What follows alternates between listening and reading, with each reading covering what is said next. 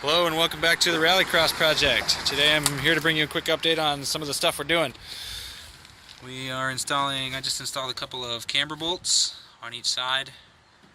One on each side, I should say, to try to correct our positive camber situation and turn it at least back to zero camber or negative if possible.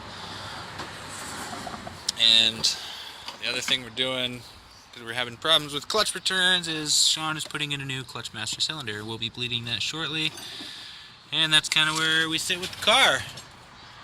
It's a little muddy down there.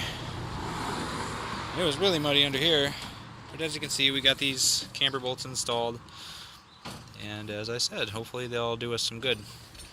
So that's where we are for today.